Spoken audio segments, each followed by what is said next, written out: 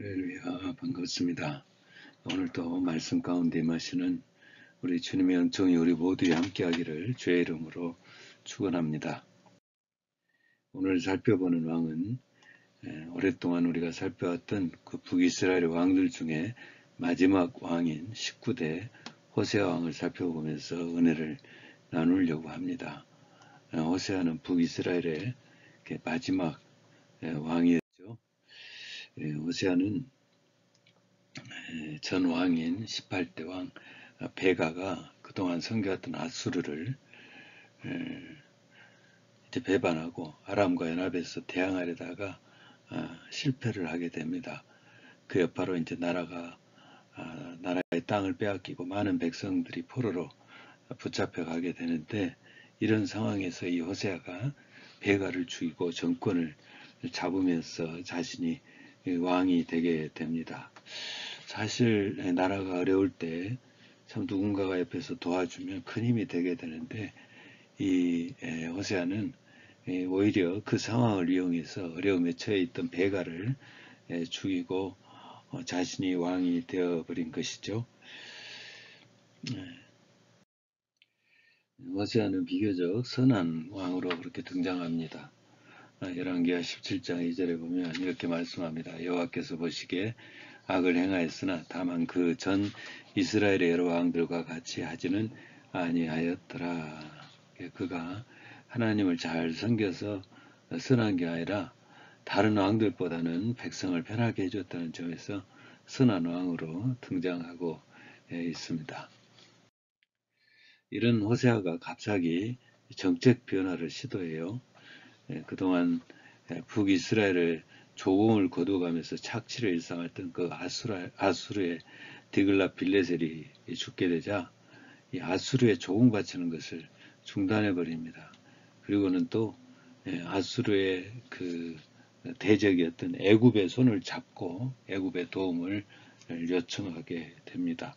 아마도 호세아는 그런 생각을 했던 것 같아요. 아수르의 조공을 바치면서도 어떻게든 아수르에서 벗어나고자 했던 것이고, 그 아수르의 왕이 죽자 기회는 있더라 생각해서 그 아수르를 대항할 수 있는 애굽을 가까이 하면서 애굽의 왕에게 후원자가 되어주라고, 그때 당시 왕이 이제 소라는 왕이었는데 그 소왕에게 후원자가 되어주라고 도움을 요청한 것입니다.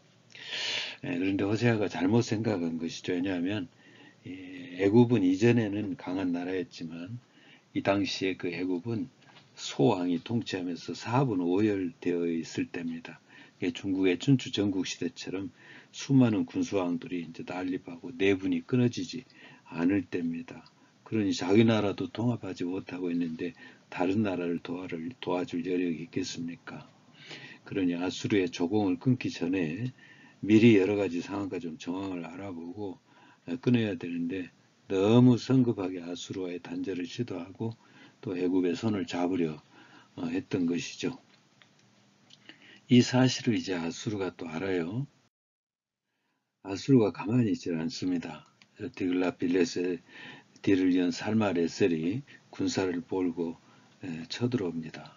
그러지 않겠습니까? 그동안 조공을 바치다가 자기가 왕이 오르자마자 조공을 끊는다고 하니 살마레셀로서는 기분이 나쁜 것이죠. 그래서 신하들에게 명령을 합니다. 북이스라엘이 조공을 끊고 애굽의 도움을 받는다고 하니 저들을 멸망시키자. 그리고 대군을 이끌고 이스라엘에 쳐들어와서 3년간 사마리아 성을 포위하면서 공성전으로 전쟁을 하게 됩니다.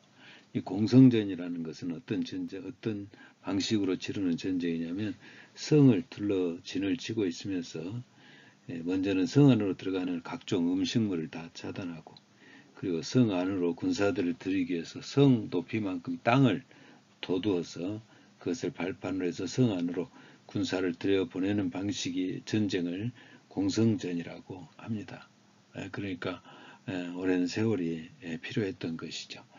다급해진 이제 북호세 왕이 이런 사실을 알고 애굽에 전령을 보내지만 이미 내분으로 인해서 힘을 입은 애굽은 도와주지 못하게 됩니다.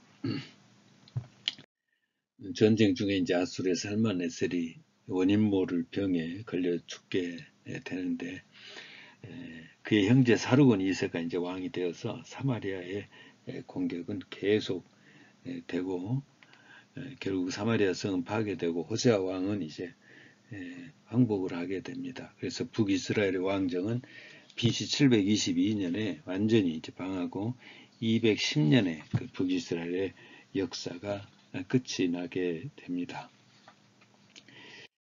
이때까지 한번 그 역사를 지도로 한번 볼까요? 나라가 가장 강성했을 때가 여로보암 2세 때인데 여로보암 2세 때는 솔로몬이 처음으로 강성 대국을 이루고 있는 그런 모습을 보여주고 있습니다. 노란색으로 된 것이 바로 그 당시에 북이스라엘의 경계인데 상당히 많은 지역까지 이렇게 차지하고 있는 것을 볼 수가 있고요. 이것이 바로 여로보암 2세 때 경계인데 베가 왕이 18대 왕 베가 왕이 통치할 때는 팍 줄어가지고 이제 노란색 부분 그렇게 줄어듭니다. 그리고 이제 호세아가 이제 호세아 때는 완전히 망하죠. 아수르가 이제 다 지배하고 있는 그 그림의 모습이 나오는데 나라를 빼앗기고 난 뒤에 가장 힘든 것은 백성들이죠. 아수르는 이 북이스라엘 멸망시키고 다시는 자기들을 반역하지 못하도록 백성들을 분산해서 이주시킵니다. 그래가지고 이스라엘 백성들을 자기 나라 땅으로 이제 곳곳으로 다 흩어서 살게 하고 자기 백성들 중에 좀 뛰어난 자들은 북이스라엘 수도였던 사마리아로 이주시켜서 이제 살게 하는데 열왕기하 17장 24절에 보면 그 내용이 나오고 있습니다. 아수르 왕이 구다와 하맛과 스바라임에서 사람을 옮겨다가 이스라엘 자손을 대신하여 사마리아 여러 성읍에 두매 그들이 사마리아를 차지하고 그 여러 성읍에 거주한지라. 아수르의 분산 정책이죠. 약 3만 명이나 되는 사람들을 아수르로 끌고 가서는 아수르 여러 지역에 흩어서 정착시킵니다. 그리고 이스라엘의 사마리아에는 이제 아수르의 백성들을 대거 이주시키는 그런 방식, 그리고 이제 식민 지역에다가 총독을 파견해서 다스리게 하고 지역민들이 말을 듣지 않으면 잡아다가 강제 이주시키고 종교 문화 정통성을 말살하면서 민족의 정통성마저 없애버리는 이주정책을 이제 실시하죠. 그 과정을 그림으로 보면 이렇습니다. 앞에 좌측에 이스라엘이 이렇게 있고 이스라엘이 이제 백성이 아수르에 이렇게 끌려가는 것이 점선으로 나와 있고 그런가 하면 아수르인이 사마리아로 이주한 것이 이제 회색 그 화살표로 이렇게 되어 있습니다. 그러니까 아수르는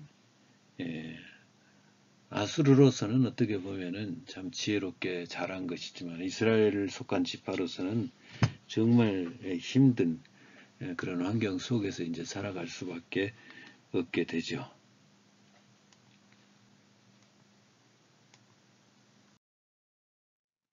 결국 북이스라엘 사람들은 이제 두 가지를 상실해요. 하나는 순수 혈통을 잃어버립니다. 여러 곳으로 흩어 지내다 보니까 그 지역민들의 노예가 되거나 그 지역민들과 이제 결혼을 하게 되거나 하면서 인종이 자연스럽게 섞이게 되죠. 그래서 이 일은 이제 훗날 이스라엘의 역사 속에 그 사마리아인이라 지칭하면서 민족의 분란을 가져오는 원인을 제공하기도 하는데요. 그 내용을 좀 보면은 신약 성경을 들여다보면 사마리아인들이 그 유대인들에게 배척을 당하는 장면이 나와요. 요한복음 4장 23절, 24장에 나오는데 사마리아 여인에 대한 이야기가 나오는데 그 이유가 뭐냐면 아수르의 그 포로로 끌려간 사람들 대부분이 북이스라엘 사람들입니다. 그리고 북이스라엘 수도가 사마리아였기 때문에 그 북이스라엘 사람들을 사마리아인으로 그렇게 칭했던 것이고 또 이들이 이제 끌려가가지고 이런 그 순수 혈통을 상실하다 보니까 유대인들이 이들을 멀리 하게 하고 이들과 함께 하지 않았던 것이죠. 또 하나의 그 상실은 종교의 정통성을 상실하게 됩니다.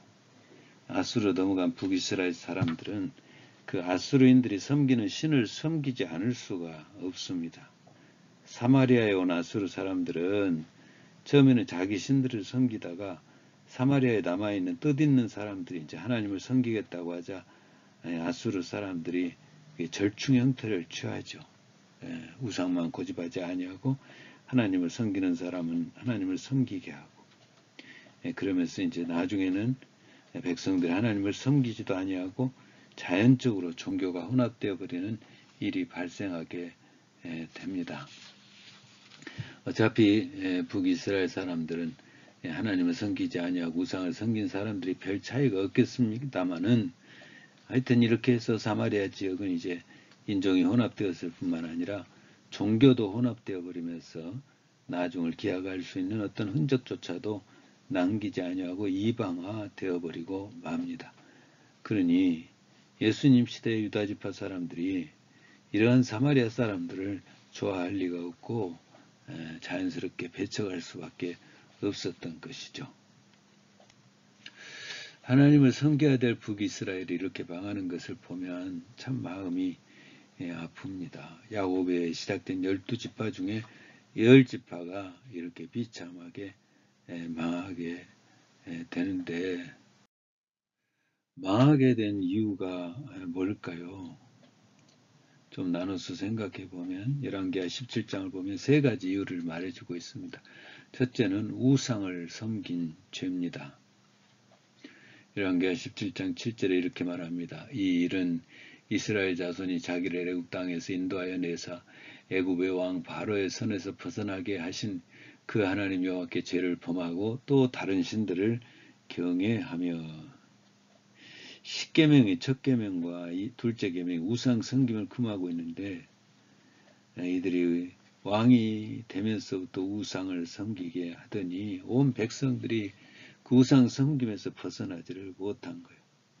이게 결코 해서는 안 되는 것이 우상 숭배인데 우상을 섬긴 것입니다. 다른 신에게 경배하고 하나님보다 더 그 신을 쫓아가고, 어떻게 된 게 북이스라엘의 19왕이 다 우상을 숭배했어요.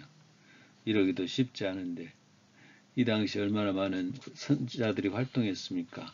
훌륭한 선지자들 엘리야가 활동했고 엘리사도 활동했지 않습니까? 그렇다면 그 시대 왕 중 한 사람이라도 하나님을 섬기는 자가 나와야 되는데도 불구하고 계속해서 우상에서 떠나지를 못해요. 들여다보면 우상도 다양합니다. 금송아지 신상, 이세벨이 가지고 들어온 아스라 목상, 가나안의 원주민신, 바알신, 아수르와 바벨론에서 들여온 천체 숭배, 모압과 아몬으로부터 들여온 자식 불태우는 인신제사, 복술과 사술, 셀 수도 없습니다. 그러니 이런 나라에 무슨 은혜가 임하겠습니까? 200년 동안 그 기간 동안 하나님께서 정말 참으신 것이죠. 두 번째, 그 망한 배경을 찾아보면 선지자들의 말씀을 무시한 그 결과죠.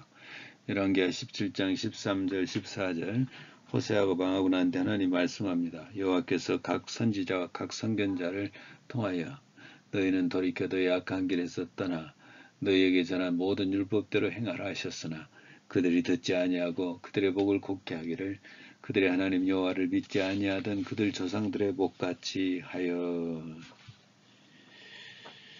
여러분, 엘리야 선지자 얼마나 큰 이적을 행한 선지자입니까? 그 당시 활동했던 그 엘리야 선지자, 바알과 아세라 제사장을 그 영적 전쟁에서 하늘에서 불을 내리게 하고 3년 6개월 동안 오지 않던 비를 기도하면서 내리게 한 선지자. 엘리사 또한 얼마나 뛰어났습니까? 죽은 자를 살려냈습니다. 아람 군사를 물리치고 수많은 기적을 행한 선지자였습니다. 그 외에도 여러 선지자 활동했는데 그때마다 왕과 백성들이 선지자의 말을 듣지를 않아요. 그 모습을 열왕기하 17장 14절에서 이렇게 말합니다. 내 종 선지자들을 통하여 너희에게 전한 모든 율법대로 행하라 하셨으나 그들이 듣지 아니하고 그들의 목을 굳게 하기를 그들의 하나님 여호와를 믿지 아니하는 그들 조상들의 목같이 하여. 목이 곧다라는 말은 듣지 않았다는 말이죠. 교만했다라는 말이죠. 말라기 4장 1절도 말씀합니다. 만군의 여호와가 일어나라 보라, 영광로 불같은 날이 이르니 교만한 자와 악을 행하는 자는 다 지푸라기가 될 것이라. 그 이르는 날에 그들을 살라. 그 뿌리와 가지를. 은혜의 상실의 시작은 교만 속에서 옵니다. 교만해지면 전능하신 하나님의 말씀을 들으리 하지 않습니다. 하나님의 말씀이 들려지지 아니하니 그 안에 사단이 역사할 수밖에 없는 것이죠. 세 번째는 말씀을 버렸기 때문이라고 말합니다. 열왕기하 17장 15절을 말씀합니다. 여호와의 윤례와 여호와께서 그들의 조상들과 더불어 세우신 언약과 경계하신 말씀을 버리고 허무한 것을 뒤따라 그 말씀을 버렸어요. 아브라함, 이삭, 야곱, 요셉, 모세, 여호수아, 다윗의 선조들이 생명보다 더 귀하게 여기며 지켰던 언약의 말씀을 저들이 버린 거예요. 하나님의 백성에게 이런 말씀이 생명이고 또 하나님께서 당부하신 내용인데 그러지 않습니까? 하나님은 출애굽 당시 이스라엘 백성들에게 부탁합니다. 신명기 4장 12절 이스라엘아 이제 내가 너에게 가르치는 규례와 법도를 듣고 준행하라. 그리하면 너희가 살 것이요 너희 조상의 하나님 여호와께서 너희에게 주시는 땅에 들어가서 그것을 얻게 되리라. 내가 너희에게 명령하는 말을 너희는 가감하지 말고 내가 너희에게 내리는 너희 하나님 여호와의 명령을 지켜라. 신명기 8장 3절도 말씀합니다. 너를 낮추시며 너를 줄이게 하시며 또 너도 알지 못하며 네 조상들도 알지 못하던 만나를 네게 먹이신 것은 사람이 떡으로만 사는 것이 아니요 여호와의 입에서 나오는 모든 말씀으로 사는 줄을 너에게 알게 하려 하심이니라. 우리 예수님도 요한복음 6장 63절에 말씀하시죠. 살리는 것은 영이니 육은 무익하니라. 내가 너희에게 이른 말이 영이요 생명이니라. 말씀대로 사는 것이 얼마나 귀한 일입니까? 바울은 고린도후서 1장 20절에 말씀합니다. 하나님의 약속은 얼마든지 그리스도 안에서 예가 되니 그런즉 그로 말미암아 우리가 아멘하여 하나님께 영광을 돌리게 되느니라. 아멘. 이제 말씀을 맺습니다. 북이스라엘의 멸망이 주는 영적 교훈 세 가지가 있습니다. 우상 절대로 안 된다. 하나님만 섬겨야 된다. 주의 종의 말씀이 선포될 때 귀를 기울여야 된다. 삶의 방향을 모를 때 쫓아가야 될 것은 하나님의 말씀이다. 할렐루야. 이 모습이 우리에게 있게 되기를 주의 이름으로 축원합니다.